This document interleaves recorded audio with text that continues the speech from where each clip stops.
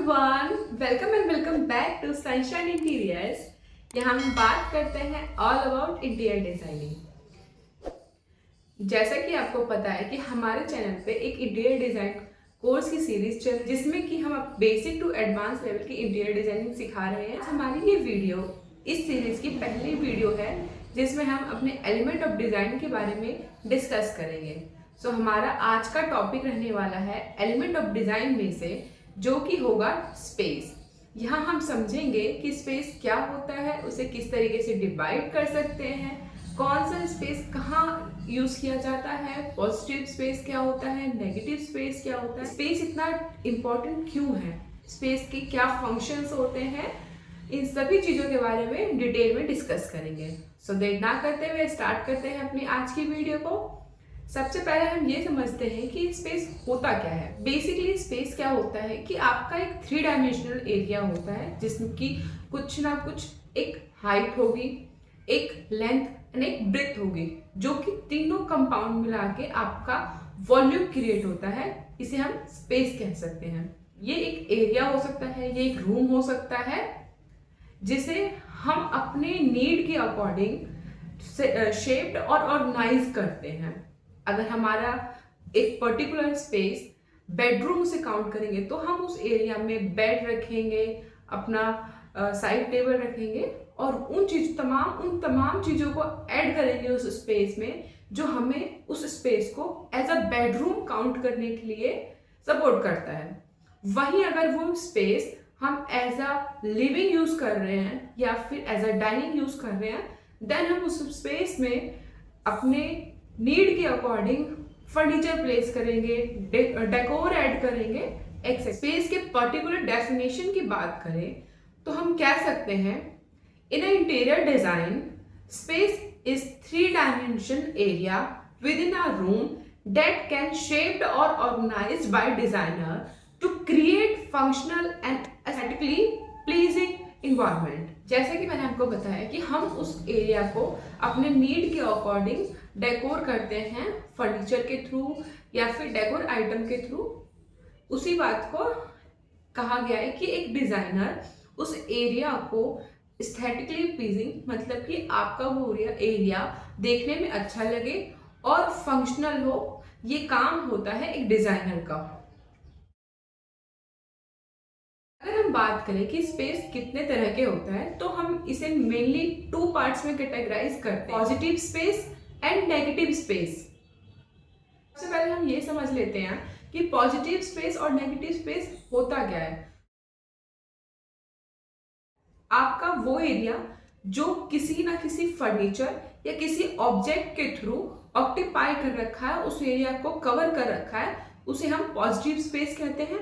And negative space same positive space का उल्टा हो जाएगा कि जो एरिया किसी फर्नीचर या किसी ऑब्जेक्ट के थ्रू यूज नहीं है वो आपका नेगेटिव स्पेस आएगा। सो एक पर्टिकुलर डेफिनेशन देख लेते हैं एक बार कि हम किस तरीके से अपने पॉजिटिव और नेगेटिव स्पेस की डेफिनेशन को डिफाइन कर सकते हैं। Positive space refer the area filled with physical objects such as furniture, decor, architecture element like built-in shelf, fireplace. It's give a room purpose and definition. So यही बात मैंने आपको समझाई कि हमारा जो फर्नीचर या किसी ऑब्जेक्ट के थ्रू यूज रहता है वो स्पेस, और जैसे कि मैंने आपको समझाया कि हम पॉजिटिव स्पेस उन सभी यूज फर्नीचर या ऑब्जेक्ट के थ्रू बनता है जो एक एरिया पे रहता है, ये पर्पस देता है एंड एक एरिया को डिफाइन करता है। जैसे अगर आपका कोई एरिया लिविंग है तो वहाँ पे एक सोफा एंड टीवी यूनिट जरूर होगा। अगर वही एरिया एक किचन है तो देन उसमें आपके किचन अप्लायंसेस, हॉब, सिंक, ऐसी तमाम चीजें होगा। सो यही चीज है, डिफाइन करता है आपकी उस एरिया को कि वो एरिया किस चीज के लिए यूज है, उसका पर्पस क्या होगा। सेम अब हम नेगेटिव स्पेस की डेफिनेशन को देख लेते हैं एक बार। Negative space the empty unoccupied area around and between objects, also known as white space. It is a circular design element that prevents visual breathing in a room and allow the positive space stand out. हम अब कुछ example समझ लेते हैं positive and negative space के लिए। हमारी first image में जैसा कि आपको दिखाया गया है कि ये जो हमारा हैंगिंग है स्पेस होगा। सेकंड, हमारे जो फर्नीचर्स हैं ये एक पॉजिटिव स्पेस है। हमारा यहाँ का प्लांटर, ये वर्टिकल गार्डन, ये सभी एक पॉजिटिव स्पेस के साइन है। नेगेटिव स्पेस के लिए हम किसे काउंट करेंगे? जो ये हमारा ब्लैंक स्पेस है, इन दोनों चेयर्स के बीच में जो ब्लैंक स्पेस है, हमारा जो रेलिंग एंड चेयर के बीच का जो ब्लैंक स्पेस है, ये जो सर्कुलेशन मूवमेंट के लिए जो स्पेस है, तो ये सभी स्पेस हमारा नेगेटिव स्पेस में काउंट होगा। अब हम एक और एग्जांपल के थ्रू समझते हैं इसे। इस बेडरूम में जो ये फर्नीचर्स यूज हुए हैं, ये बेड यूज किया है, साइड टेबल यूज हुए हैं, ये टेबल यूज हुआ है, हमारा जो बेंच है एंड ये रग, ये सभी एक पॉजिटिव स्पेस का साइन है। अब हम अगर नेगेटिव स्पेस की बात करें, देन हमारा जो ये ब्लैंक स्पेस है नेगेटिव स्पेस में काउंट होगा। अपने थर्ड एग्जांपल की ओर देखें तो यहाँ पे आप समझ चुके होंगे कि इस इमेज में कि हमारा कौन सा पॉजिटिव एंड कौन सा नेगेटिव स्पेस है। हमारे तमाम ये फर्नीचर पॉजिटिव स्पेस में काउंट होगा, हमारे प्लांटर पॉजिटिव स्पेस में काउंट होने वाले हैं, एंड जो सर्कुलेशन स्पेस या ब्लैंक स्पेस हमारे यहाँ है, ये सब नेगेटिव स्पेस में काउंट होगा। आपके लिए एक टास्क है, अभी मैं आपको कुछ इमेजेस शो कराऊंगी जिसमें आपको बताना है कौन सा एरिया पॉजिटिव स्पेस और कौन सा एरिया नेगेटिव स्पेस है। वीडियो को पॉज करें और इसमें आप पॉजिटिव एंड नेगेटिव स्पेस को मार्क करें और हमें कमेंट करके बताएं कि कौन सा एरिया पॉजिटिव स्पेस और कौन सा area negative space. Image A. एक और एग्जांपल के साथ आप बताएं। थर्ड एग्जांपल, आप इन तीनों इमेजेस के सभी पॉजिटिव एंड नेगेटिव स्पेस को मार्क करके हमें बताएं कि इमेज ए में कौन से नेगेटिव और पॉजिटिव स्पेस हैं, इमेज बी में कौन से नेगेटिव एंड पॉजिटिव स्पेस है, एंड इमेज सी में कौन सा नेगेटिव एंड पॉजिटिव स्पेस है। वीडियो के एंड में मैं आपको बताऊंगी कि यहाँ पे हम कौन कौन से नेगेटिव स्पेस और कौन से पॉजिटिव स्पेस यूज कर रहे हैं। अभी तक हमने समझा कि स्पेस होता क्या है। अब हम ये समझते हैं कि स्पेस प्लानिंग इतनी इंपॉर्टेंट क्यों है। अगर हम किसी भी एरिया के स्पेस प्लानिंग करते हैं तो हमें उससे क्या बेनिफिट होगा। सबसे पहले जो हमारा बेनिफिट होगा, मैक्सिमाइज कर देगा आपकी एफिशिएंसी को। किसी भी काम को करने के लिए आपको जो टाइम लगता है उस टाइम को इंक्रीज कर देगा। सेकंड, इनहेंस इनहेंस होगा आपका फंक्शंस। जो भी फंक्शंस कर रहने वाले हैं आप, वो जल्दी हो जाएगा, बेटर वे में होगा, आप उस काम को करने में कम थकोगे, आपकी एनर्जी सेव होगी। एंड थर्ड हमारा होगा इम्प्रूव सेफ्टी। हमारा जो स्पेस प्लानिंग इंपॉर्टेंट इसलिए है कि वो इंक्रीज करती है आपकी सेफ्टी। एग्जाम्पल के थ्रू मैं आपको इन चीज़ों को एक्सप्लेन करूंगी। थर्ड जो बेनिफिट होगा, क्रिएट करता है पॉजिटिव इन्वायरमेंट। हमारे आसपास का इन्वायरमेंट पॉजिटिव हो, हम इंश्योर करते हैं स्पेस प्लानिंग के थ्रू। अगर इन चारों का मैं आपको एक एग्जांपल देती हूँ, आपको मैं एक कंडीशन देती हूँ, आप उसे अज्यूम कीजिए, देन आप इजीली इस चीज को समझ पाएंगे। आप अज्यूम करें कि आपने अभी अपना अपार्टमेंट शिफ्ट किया है, आप अपने नए अपार्टमेंट में गए एंड अपना जो भी सामान था उन सभी सामान को एक स्पेस पे आपने रख दिया। अब आप उसे धीरे धीरे जितने भी सामान है उसके फंक्शंस के हिसाब से, उसके यूज के हिसाब से आप उसके पर्टिकुलर स्पेस पे रखेंगे। फिलहाल के लिए आपने उन सभी सामान को एक साथ रख दिया। अब उसमें से आपको एक पर्टिकुलर ऑब्जेक्ट चाहिए होगा, देन आपको उन सभी सामान को ढूंढना पड़ेगा, कि उसमें देखना पड़ेगा कि आपका कौन सा सामान कहाँ है। इसमें क्या होगा कि आपका जो वर्क करने का टाइम होगा वो जाएगा, आपका फंक्शन करने में आपकी एनर्जी लगेगी, आपको मे बी किसी तरीके से कुछ इंजरी भी हो सकती है, एंड एक साथ जो सारा सामान रहेगा तो वो क्लटर ही दिखेगा, वो लुक वाइज अच्छा नहीं लगेगा, वो आपका एक पॉजिटिव स्पेस नहीं होगा। देन अगर आप उन चीज़ों को धीरे धीरे टाइम के साथ अपने स्पेस पे रख देते हैं, जिन चीज़ों की नीड हमें किचन में है हम किचन में रख देते हैं, जिन चीज़ों की नीड हमें बेडरूम में हम वहाँ रख देते हैं, जिन चीज़ों को हम लिविंग में रख सकते हैं, उन सबको अपने अपने स्पेस पे प्लेस कर देंगे। देन आपका फंक्शनल का जो देन अगर आप फिर कुछ किसी चीज़ के लिए सर्च करेंगे, देन उस चीज़ को आप इजीली ढूंढ सकते हैं। आपका फंक्शन करने का टाइम, एनर्जी सब सेव होगा और बहुत कम चांस है कि उन चीज़ों को ढूंढने में आपको कोई इंजरी हो, और लुक वाइज भी ये चीज़ें बहुत अच्छी दिखती हैं। आई होप मैंने इस एग्जाम्पल के थ्रू आपको स्पेस प्लानिंग के बेनिफिट अच्छे से समझाया होगा। फिर भी अगर आपका कोई डाउट है तो हमें कमेंट करके ज़रूर बताएं। अभी मैंने आपको समझाया कि स्पेस प्लानिंग की इम्पोर्टेंस क्या है। सो इम्पोर्टेंस के साथ साथ हम उसके बेनिफिट को भी जान लेते हैं, जो कि इस तरीके से होगा कि फंक्शनैलिटी को इम्प्रूव करेगा, हमारा फंक्शंस अच्छे से इसमें हमारा फंक्शन इंक्रीज होगा, फंक्शनैलिटी को इम्प्रूव करता है। सेंस ऑफ बैलेंस, जब हम सभी चीज़ों को उसके अपने अपने जगह पे रख देंगे तो हमारा रूम अच्छा दिखेगा, एक सेंस ऑफ बैलेंस दिखेगा, क्लटर नहीं लगेगा। इंक्रीज एफिशिएंसी, जो हमें किसी काम करने में अपनी एनर्जी लगानी पड़ती है वो इंक्रीज होगी, हमें कम एनर्जी रखना उस काम को करने में डालना होगा तो हमारी एनर्जी इंक्रीज होगी।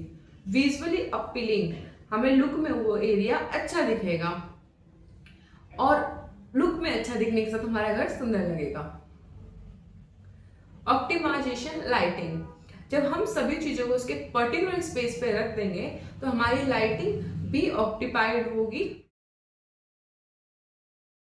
हमने ये तो समझ लिया कि स्पेस प्लानिंग के बेनिफिट क्या है, उसे करना क्यों इम्पोर्टेंट है। एज अ डिज़ाइनर हम स्पेस प्लानिंग कैसे कर सकते हैं, और अगर आप एक डिज़ाइनर नहीं भी हैं तो स्पेस प्लानिंग करते टाइम आपको किन चीज़ों का ध्यान रखना होगा।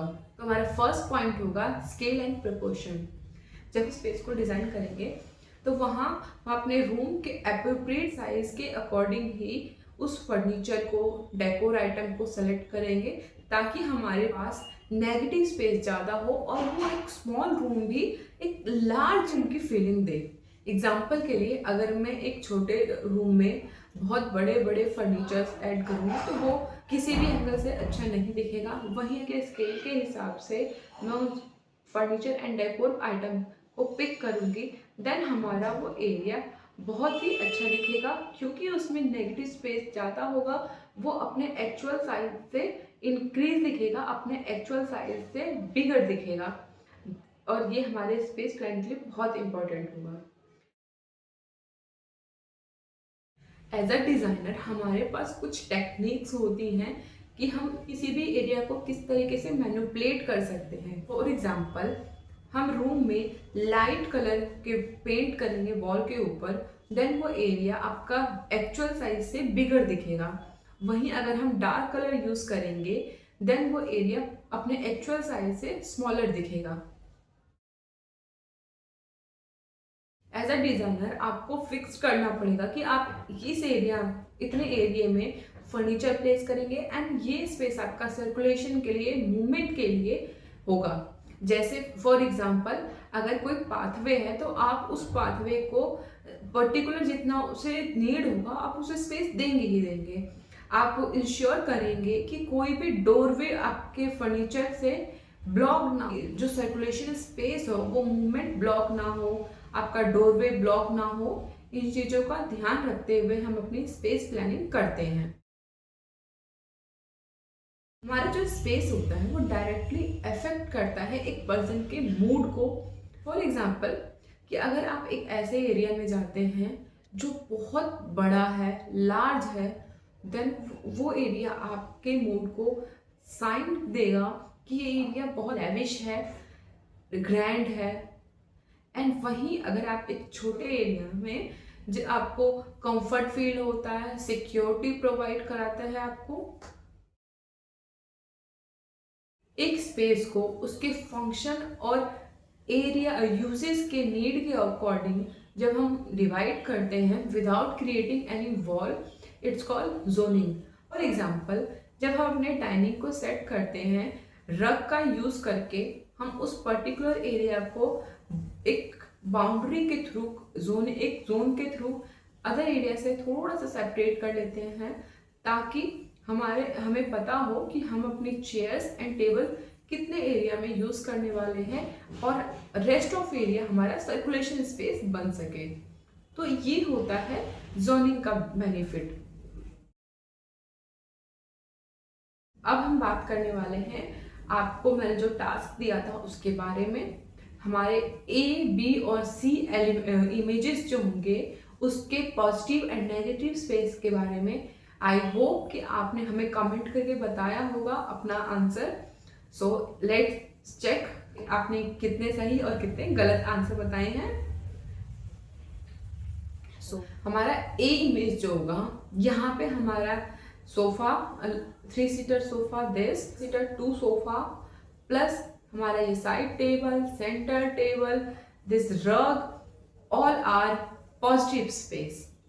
एंड नेगेटिव स्पेस की मैं बात करूँ तो हमारे यहाँ जो इन फर्नीचर के अराउंड जो स्पेस है वो सभी नेगेटिव स्पेस हैं, प्लस जो इस फर्नीचर के अंदर सर्कुलेशन स्पेस है वो नेगेटिव स्पेस में काउंट होगा। सो आई होप आपने सही आंसर दिया हो। अपने दूसरे इमेज को चेक करते हैं, जो कि ये हमारा ये पर्टिकुलर बेडरूम है। इसमें समझते हैं हम कि हमारा नेगेटिव एंड पॉजिटिव स्पेस क्या है। सो जो हमारा ये bed, side table, dressing, chair with table, रग, हमारा जो बुक है, ये सभी एक पॉजिटिव स्पेस है। एंड जो यहाँ पे blank space plus circulation space है वो हमारा एक नेगेटिव स्पेस है। थर्ड एंड लास्ट इमेज में देखते हैं कि वहाँ पे आपने क्या कौन कौन से आंसर सही दिए हैं। सो हम यहाँ पे देखते हैं, सबसे पहले हमारा पॉजिटिव स्पेस, हमारे जितने भी फर्नीचर हैं, seater sofa, single seater sofa, puff, centre coffee table, sofa back table and fire place, open self, ये सभी हमारे पॉजिटिव स्पेस को डिनोट करते हैं। सर्कुलेशन स्पेस जो हमारा होगा वो हमारा नेगेटिव स्पेस होगा, एंड जो फर्नीचर के आसपास का जो ब्लैंक स्पेस है वो हमारा नेगेटिव स्पेस होगा।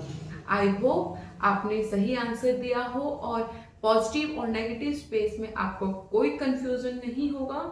अगर फिर भी आपके मन में कोई डाउट है पॉजिटिव और नेगेटिव स्पेस को लेके, देन आप हमें कमेंट करके बता सकते हैं। मैं पूरी कोशिश करूंगी कि आपके इस डाउट को क्लियर कर सकूं। आज का ये टॉपिक स्पेस यहीं पे खत्म होता है।